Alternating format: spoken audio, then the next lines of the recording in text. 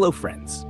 What if I told you that long before Athens raised its banners of democracy, another experiment in collective rule had already taken root on the fertile banks of the Ganga? Welcome to the story of the Vajji Confederacy, a republic of kings, a democracy of sorts, in an age ruled by monarchs. The Vajji were not a single tribe, but a confederation, an alliance of clans and peoples. Among them, the Lichavis stood tall, proud of their independence and their customs. Instead of bowing to a single king, they gathered in councils, sat in assemblies, and debated decisions together.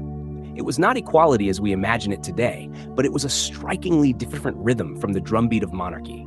Their republic was guarded by shared voice, not by a throne. Imagine this: 1,000 rajas seated in council, each one with a say in the fate of their land. Decisions were made not by decree, but by discussion, by persuasion, by vote. To some, this was chaotic, a chorus too loud to find harmony. To others, it was freedom, the assurance that no single man's hunger for power could choke the lifeblood of their community. Yet, this was no utopia. The Vajji had hierarchies, and their democracy was one of elites, not commoners. Still, in comparison to their monarchical neighbors, their way of governance was startling, even revolutionary. The Buddha himself would later praise the Vajji system, its frequent assemblies, its respect for law, its unity, as reasons for its strength. Their capital, Vaishali, was no ordinary city. Gleaming with stupas, bustling with trade, alive with festivals, it became one of the jewels of the age. Vaishali is even remembered as the home of Amrapali, the famed courtesan whose beauty and generosity were celebrated across the land.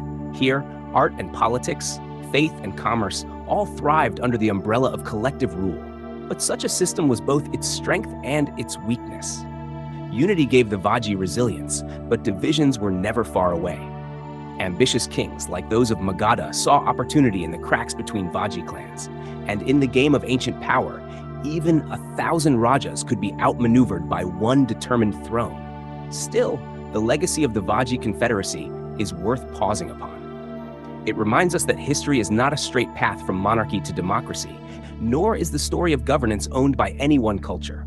Across the world, different peoples experimented and dared to govern themselves in new ways.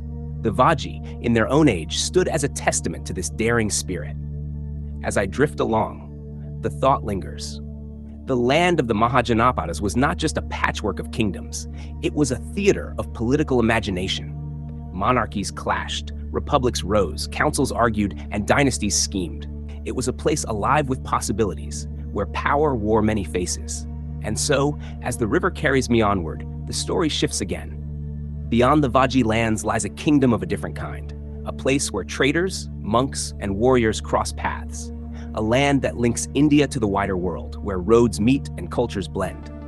The stage is set for a journey to Gandhara, the true crossroads of civilizations.